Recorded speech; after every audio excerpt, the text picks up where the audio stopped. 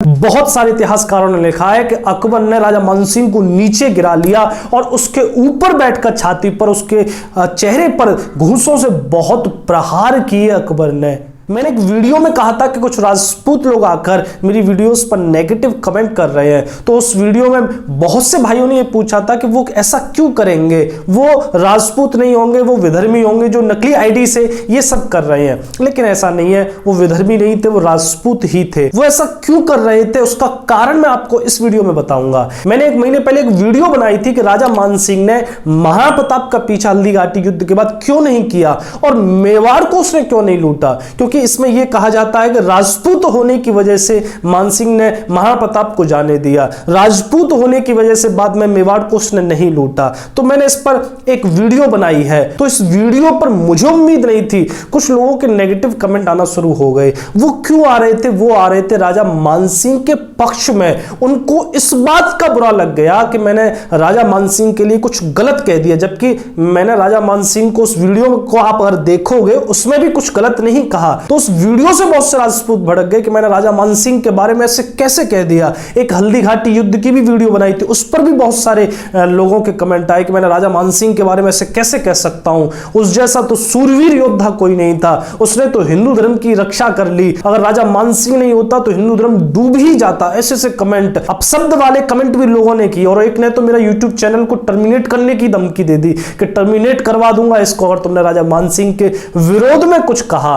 तो राजा मानसिंह से लोग इतना प्रेम करते हैं, राजपूत इतना प्रेम करते हैं, मुझे उस वीडियो को बनाने के बाद में ये पता चला। इसीलिए मैंने उससे अगली वीडियो में कहा था कि राजपूत नेगेटिव कमेंट कर रहे हैं, लेकिन आप सभी भाइयों ने बहुत सहयोग दिया। वो 2-4-5% लोग हैं, लेकिन बाकी राजपूत भाइयों ने मुझे बहुत समर्थन दिया। तो मैं आज इस वीडियो में राजा मानसिंह को लेकर थोड़ी सी चर्चा करना चाहता हूं, क्योंकि राजा मानसिंह के बारे में पक्ष विपक्ष दोनों हैं। राजा मानसिंह की छवि दोनों तरीके से है, कोई गद्दार कहता है, कोई देशभक्त कहता है। तो राजा मानसिंह वास्तव में थे कैसे, उसकी मैं इस वीडियो में चर्चा करूंगा। तो सबसे पहले मैं बात करूंगा कि इतिहास क्या होता है। इतिहास वही होता है जैसा आप उसे देखते हो, आप किस नजरिए से देख रहे हो वैसा वो आपके लिए बन जाता है। सम्राट पृथ्वीराज चौहान के 400 साल बाद तक उनकी छवि एक अयोग्य और विलासी राजा के रूप में इतिहासकारों ने, सभी इतिहासकार चाहे हिंदू हो चाहे मुस्लिम इतिहासकार हो, उन्होंने दिखाई है। तो इतिहास को आप किस एंगल से देख रहे हो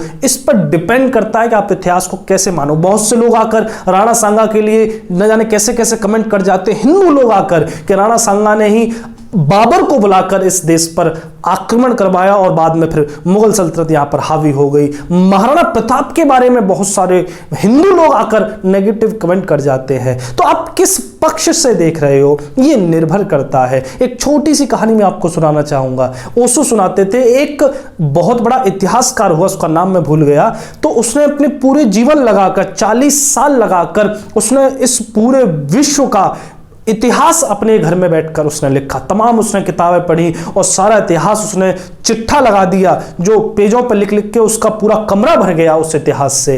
एक दिन क्या हुआ, वो इतिहासकार अपने कमरे में बैठकर इतिहास लिख रहा था कि उसके घर के पीछे कोई एक मर्डर हो गया, कोई एक हत्या हो गई।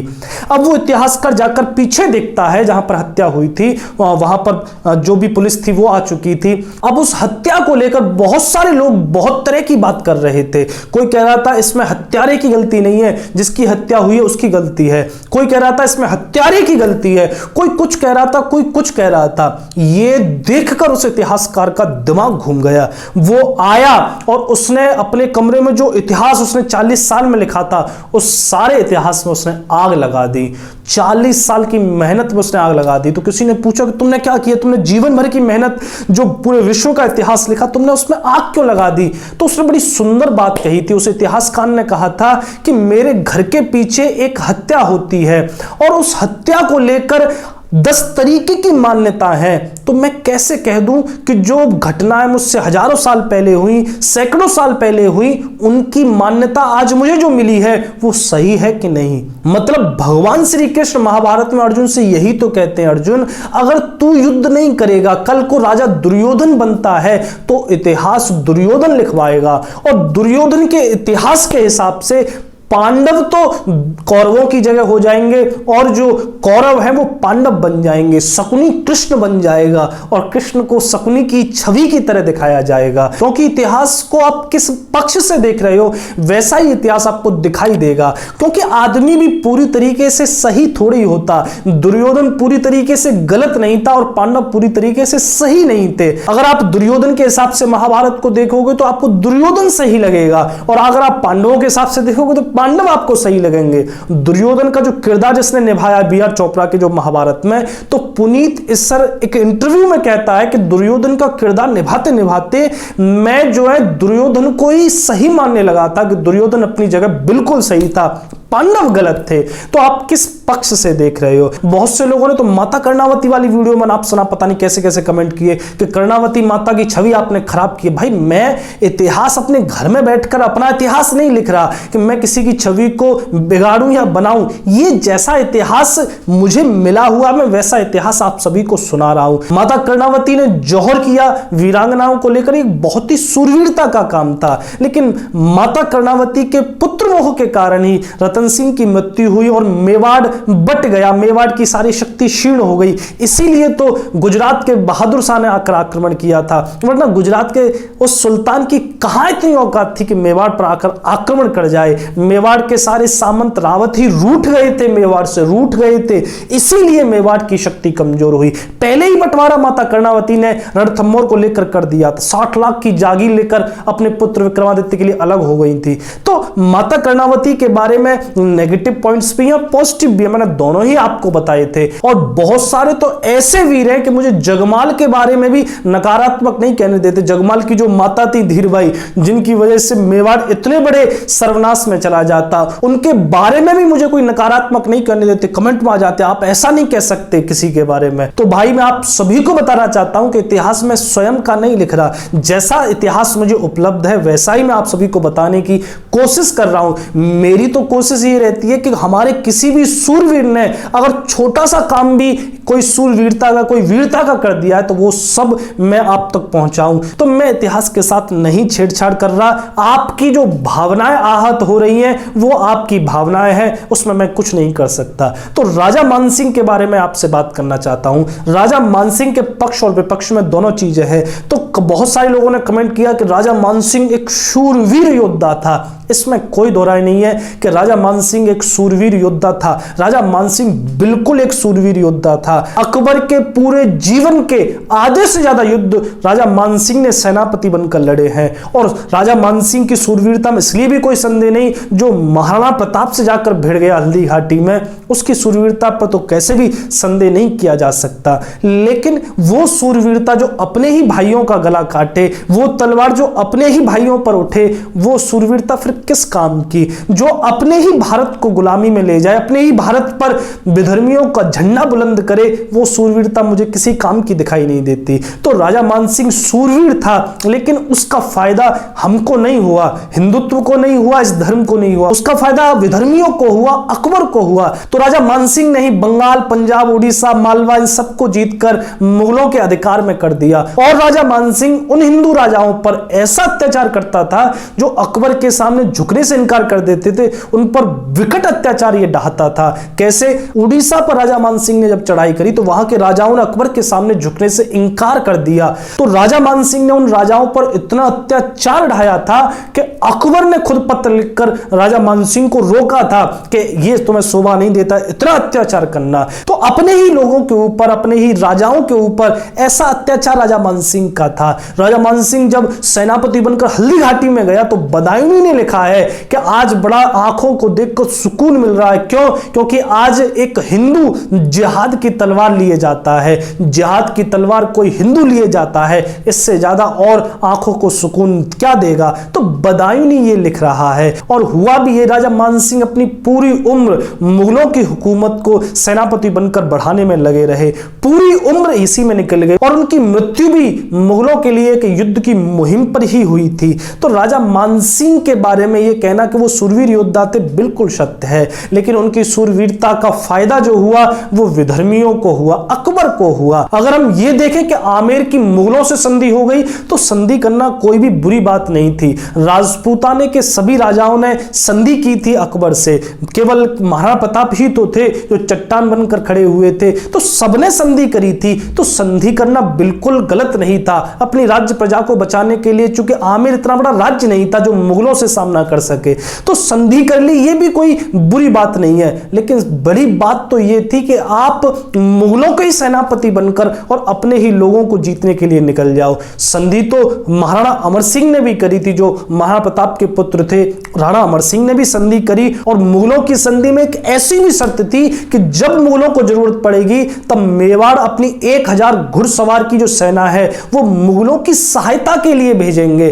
तो ऐसी भी संधि राणा अमर सिंह को करनी पड़ी थी। लेकिन वहां पर राणा अमर सिंह सेनापति बनकर नहीं गए, उनके पुत्र कर्ण सिंह सेनापति बनकर मुगलों की ओर से नहीं गए युद्ध लड़ने के लिए। तो मानसिंह अपनी पूरी उम्र सेनापति बनकर मुगलों के लिए मुहिम करते रहे। तो मैं नहीं समझता इसमें मानसिंह का हमें पक्ष लेना चाहिए। और एक और सूरवीरता में राजा मानसिंह की आपको बताऊं तो साजी जमान ने अपनी पुस्तक जो अकबर नाम की लिखी है उसमें उसका वर्णन किया है। क्या वर्णन किया है? अकबर किसी एक मुहिम पर था, अपनी सभा लगाकर बैठा था, सभी लोग शराब पी रहे थे, उसमें राजा मानसिंह भी बैठे थे।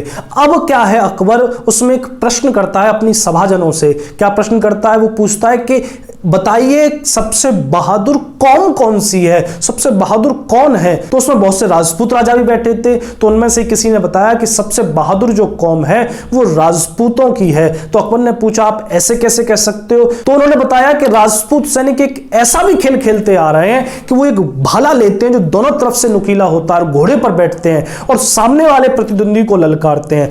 दोनों ही घुड़सवार पर एक दूसरे के आमने सामने आते हैं और वो अपनी छाती पर लगाकर उस भाले को दूसरे प्रतिद्वंदी के मारता है, मतलब वो खुद भी मरेगा और दूसरा भी मरेगा। तो ऐसी सूरवीरता राजपूतों की है कि उन्हें खुद से मरने से डर नहीं लगता। ये अकबर को सुनना था कि अकबर एकदम से नाराज हो गया। अकबर बोला अगर राजपूत सबसे बहादुर है तो मैं भी आज दिखाऊंगा कि मुगल भी सबसे बहादुर होते हैं। तो शराब तो पी रखी थी अकबर ने क्या किया, जो उसका तंबू था, उसका जो खंबा था, अपनी तलवार निकाली और उस तलवार को उसने उस खंबे पर लगाया और तलवार की नोक को अपनी छाती पर लगा लिया। अकबर यह दिखाना चाहता था कि मैं इस तलवार को अपनी छाती में घुसाकर आज मुगलों की सूरवीरता का परिचय दूंगा। अब शराब पी रखी थी, सभी सभाजन सन्न रह गए, क्या किया जाए क्या किया जाए।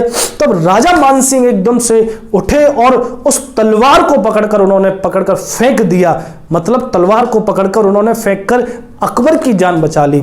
अकबर ये देखते बहुत ज्यादा नाराज हो गया और आपको पढ़ने को मिलेगा, इसमें मेरी कोई अपनी बात नहीं है, साजी जमा ने लिखा है, अबुल फजल ने भी लिखा है, बहुत सारे इतिहासकारों ने लिखा है कि अकबर ने राजा मानसिंह को नीचे गिरा लिया और उसके ऊपर बैठकर छाती पर उसके चेहरे पर घूंसों से बहुत प्रहार किए अकबर ने। तो ऐसी सूरवीरता राजा मानसिंह की अकबर के सामने थी। अकबर के सामने औकात नहीं थी किसी भी राजा की जो उससे मुगल संधि में आ गया, उसके अधिकार में आ गया कि अकबर से कोई भी बात कह सके ऊंची आवाज में। तो अकबर के सामने राजा मानसिंह की ऐसी हैसियत थी। और ऐसी बहुत सारी कहानियां हैं, मैं सारी कहानियां बताऊंगा तो वीडियो बहुत लंबी हो जाएगी। तो राजा मानसिंह की हमने सूरवीरता की चर्चा करी। और अब कुछ लोगों ने कमेंट किया था कि राजा मानसिंह ने बहुत सारे मंदिरों की रक्षा करी थी, मंदिरों को बचाकर हिंदू धर्म की रक्षा करी। तो मैं आपको एक और कहानी बताना चाहूंगा जो कि अबुल फजल ने भी लिखी है, साजी जमा ने भी लिखी है। कौन सी कहानी? हमारा जो केशव देव का मंदिर था मथुरा का, वो टूटा हुआ पड़ा था, वहीं पर एक हमारे चतुर्वेदी की हवेली थी, चौबे जी की हवेली, इसका वर्णन किया है, उसको वो ब्राह्मण कहते हैं। तो उन ब्राह्मण देवता की हवेली थी, उन्होंने क्या किया, वहां पर जो सामान आया था मस्जिद को बनाने के लिए, उन्होंने उस मस्जिद के सामान से वहां पर मंदिर बना दिया। और यह खबर पहुंच गई आगरा में कि काफिर ने मंदिर बनाने की कोशिश करी है। तो वहां पर अकबर का एक मौलवी था अब्दुल नबी के बारे में आपको बताना चाहूंगा। अब्दुल नबी बड़ा नफरत करता था हिंदुओं से, वो इतना ज्यादा नफरत करता था कि एक बार अकबर अब्दुल नबी से मिलने आया था। तो अब्दुल नबी से मिलने आया तो अकबर के जो कपड़े थे उस पर केसर का कोई छींट थी, कोई दाग था। तो अब्दुल्लवी ने केसर के दाग को देखकर, क्योंकि वो भगवा रंग है, वो हिंदुत्व का प्रतीक है, तो छड़ी से प्रहार किया था अकबर पर। अकबर को भी बहुत गुस्सा आई थी, लेकिन कुछ नहीं कहा था। बाद में आकर अपनी माता से शिकायत अकबर ने करी थी। तो अब्दुल्लवी इतना ज्यादा चिढ़ता था हिंदुओं से, तो उसने क्या किया, वहां से उन चतुर्वेदी जी को गिरफ्तार करके आगरा में बुलवा लिया। अब वो इन ब्राह्मण की हत्या करवाना चाहता था, लेकिन इस सब प्रकरण में राजा मानसिंह चुप रहे, कुछ भी नहीं कहा। बस इसका जो विरोध हुआ आपको मिलेगा इतिहास में, इसका विरोध हुआ अकबर के हरम में। जो जोधाबाई थी उन्होंने सबसे ज्यादा विरोध किया। हरम भी दो भागों में बट गया था। जो हिंदू रानियां थी अकबर की, वो एक तरफ हो गई थी, और जो मुस्लिम रानियां थी वो एक तरफ हो गई थी। तो जोधाबाई ने इसका बहुत ही खुलेआम विरोध किया और अकबर पर पूरी दबाव भी बनाया। अकबर भी इसमें नहीं समझ पा रहा था कि क्या फैसला दे। अकबर को जो थोड़ा बहुत हिंदू बनाया है वो जोधाबाई की ही कृपा थी। लेकिन जोधाबाई की तारीफ हम इसलिए नहीं करते क्योंकि उनकी शादी अकबर से हुई थी, लेकिन अकबर को एक हद तक इतना हिंदू जोधाबाई ने बना दिया था कि जो उनके मौलवी थे, उनके जो मुस्लिम सेनापति थे, वो अकबर को काफिर कहने लग गए थे। क्योंकि अकबर की जब मृत्यु हुई थी उससे पहले वो सारी रात जो शिवरात्रि पड़ती है उसमें साधु संतों के साथ नाचा भी था। तो अकबर पर जो हिंदुत्व का प्रभाव पड़ा वो जोधाबाई की ही वजह से था। तो जोधाबाई ने पूरा प्रयत्न किया ब्राह्मण को बचाने के लिए, लेकिन राजा मानसिंह ने वहां पर कोई प्रयत्न नहीं किया था और उस ब्राह्मण को अब्दुल्लवी ने मौत के घाट उतार दिया था। तो मैं आपको इस कहानी को सुनाकर यह बताना चाह रहा हूं कि राजा मानसिंह ने कैसे मंदिरों की रक्षा करी। और फिर उसके बाद अकबर प्रायश्चित भी करता है, कुछ एक मंदिर वृंदावन में जाकर बनवाता है। तो राजा मानसिंह ने कौन से मंदिरों की रक्षा करी समझ में नहीं आता। एक कह रहे थे कि उड़ीसा के मंदिर की रक्षा करी एक पठान से, यह बिल्कुल सत्य है। राजा मानसिंह ने एक बार उड़ीसा के मंदिर की रक्षा एक पठान से की थी। जब वो मुहिम पर थे तब वहां पर उन्होंने उड़ीसा के मंदिर की रक्षा करी थी, लेकिन एक साल बाद ही उड़ीसा के मंदिर को फिर से तहस नहस करके फिर से उसको लूट लिया गया था। करीब 17 बार उड़ीसा के मंदिर, जगन्नाथ मंदिर पर आक्रमण हुए, उसको पूरा विध्वंस कर दिया गया और उसको पूरी तरीके से लूट लिया गया। तो राजा मानसिंह ने एक बार जगन्नाथ मंदिर की रक्षा करी थी, ये बिल्कुल सत्य है, लेकिन हजारों मंदिर बनवाए, हजारों मंदिरों की रक्षा करी, ये बिल्कुल बकवास है, इसमें कोई भी सत्यता नहीं है। और एक ने कमेंट किया था कि राजा मानसिंह ने घाट बनवाए, हरिद्वार में जो घाट थे वो राजा मानसिंह ने बनवाए थे और वहीं जाकर तुम लोग अपने बाप दादाओं की अस्थि विसर्जन करते आए राजा मानसिंह के घाटों पर बैठकर। तो मैं आपको बता दूं, हाँ घाट जरूर राजा मानसिंह ने बनवाए थे, बहुत सारे घाट बनवाए थे, लेकिन राजा मानसिंह के घाटों पर बैठकर हिंदू अस्थि विसर्जन करते आ रहे हैं, इसमें कोई कॉमन सेंस नहीं है। कॉमन सेंस होना चाहिए। अस्थि विसर्जन के लिए घाटों की जरूरत नहीं होती, घाट ना भी हो तब भी वहां पर आप अस्थि विसर्जन कर सकते हो। मां गंगा सैकड़ों किलोमीटर लंबी है, हर कोई अपनी सुविधा के अनुसार मां गंगा में अस्थि प्रवाहित कर रहा है। हर कोई हरिद्वार थोड़ी जा रहा है, हमारे यहाँ सब कचला पर जाते हैं, अलीगढ़ में जाते हैं, कासगंज में जाते हैं, यही गंगा जी में जाकर प्रवाहित कर देते हैं। तो घाट बनवाइए, अच्छी बात है, लेकिन यह कहना अगर राजा मानसिंह के घाटों पर ही जाकर आप अस्थि विसर्जन कर पा रहे हो तो इसमें कॉमन सेंस उनको जरूर लगाना चाहिए। अगर घाट नहीं होते तब भी अस्थि विसर्जन हिंदू लोग आराम से कर ही रहे थे, करते ही चले आ रहे हैं। तो घाटों की बात हुई और एक ने तो बड़ी जोर का कमेंट किया कि राजा मानसिंह की वजह से ही आज कोई हिंदू घर में पैदा हो पा रहा है, नहीं सब मुल्ले पैदा होते, आज कोई हिंदू धर्म बचता ही नहीं, केवल राजा मानसिंह की वजह से हिंदू धर्म बच पाया। तो मैं उनसे कहना चाहूंगा, भैया अगर इतनी समझ आपको आ गई है, अगर इतनी समझ महाराणा प्रताप को भी आ गई होती तो मेवाड़ को फेंक कर मार देते मुंह पर अकबर के और हिंदू धर्म की रक्षा कर लेते। जंगल में भटक कर घास की रोटियां खाकर विकट संघर्ष करके उन्होंने अपने न जाने कितने सूरवीरों को अपने हाथों से गंवा दिया, न जाने कितने मेवाड़ के वीरों ने अपने जीवन की आहुतियां दे दी, लेकिन संधि नहीं की। अगर महाराणा प्रताप को आप जैसी अक्ल होती तो महाराणा प्रताप बिल्कुल मेवाड़ को फेंक कर मार देते मुंह पर अकबर के और हिंदुत्व की रक्षा हो जाती, अपने मेवाड़ की बहन बेटियों को ब्याह देते मुगलों में और हिंदू धर्म की रक्षा हो जाती। लेकिन उन महाराणा प्रताप को जिनको आधा हिंदुस्तान देने के लिए तत्पर हो गया था अकबर, लेकिन संधि नहीं करी। उनको पता था आज मैं संधि कर लूंगा, आज मैं ऐशो आराम पालूंगा, विलास भोग सब मिल जाएगा मुझे, लेकिन मेरी आने वाली पीढ़ी कभी भी गर्व से नहीं नहीं कह पाएगी, कभी भी स्वाभिमान से नहीं कह पाएगी कि हमने भी अपने धर्म के लिए कोई बलिदान दिया था, हमने भी अपने धर्म के लिए कोई संघर्ष किया था। तो ऐसी कुछ बातें मैंने आपको यहाँ बताने की कोशिश करी। मेरा किसी भी योद्धा का अपमान करने का कोई भी ध्येय नहीं होता, न मैं राजा मानसिंह का कोई अपमान करना चाहता, न किसी और का करना चाहता, लेकिन फिर भी आपकी भावनाएं आहत हो रही हैं तो आपकी भावनाएं आहत होनी भी चाहिए, क्योंकि आपकी भावनाएं तब आहत नहीं होती जब कोई डासना मंदिर में जाकर महादेव की पिंडी पर, शिवलिंग पर कोई विधर्मी जाकर वहां पर मूत्र करता है, वहां पर टॉयलेट करता है, तब आपकी भावनाएं आहत नहीं होती। कोई भी उन स्वामी जी के साथ खड़ा नहीं होता। आपकी भावनाएं आहत नहीं होती जब कोई रिंकू शर्मा जय श्री राम के नारे लगाता हुआ विधर्मियों जो द्वारा मारा जाता है, तब आपकी भावनाएं आहत नहीं होती। आपकी भावनाएं नहीं आहत होती जब कोई निकिता तोमर जैसी बहन को गोली मार देता है। तो आपकी भावनाएं आहत नहीं होती जब ये हमारे शहरों को जलाते हैं, हमारे मंदिरों को तोड़ते हैं। आपकी भावनाएं नहीं आहत होती। अगर मेरी वीडियो से आपकी भावनाएं आहत हो रही हैं तो बिल्कुल होनी चाहिए। अगर आपकी भावनाएं इतनी आहत हो जाएं कि आप भगवा धर्म का झंडा लेकर सड़कों पर निकल आओ, तो मैं समझूंगा कि मेरा काम हो गया। तो आप सभी का बहुत बहुत धन्यवाद इस वीडियो को सुनने के लिए। ये वीडियो थोड़ी सी लंबी हो गई तो अंत तक तो बहुत कम लोग ही पहुंचे होंगे। आप सभी का बहुत बहुत धन्यवाद, आपने ये पूरी वीडियो सुनी। अब आगे जो वीडियो आने वाली है वो सम्राट पृथ्वीराज चौहान की वीडियो है, वो भी जल्द आएगी। मुझे कोरोना हो गया था, इस वजह से मैं 7 दिन तक कोई वीडियो मैंने शूट ही नहीं करी, कोई बनाई नहीं। आज थोड़ा सा स्वस्थ हुआ तो मैंने ये वीडियो आप लोगों के लिए बनाई, क्योंकि ये बनाना थोड़ा सा जरूरी था। आगे अब सम्राट पृथ्वीराज चौहान की पूरी सीरीज आने वाली है, तो आप सभी जरूर देखें। बहुत बहुत धन्यवाद आप सभी का। जय श्री राम।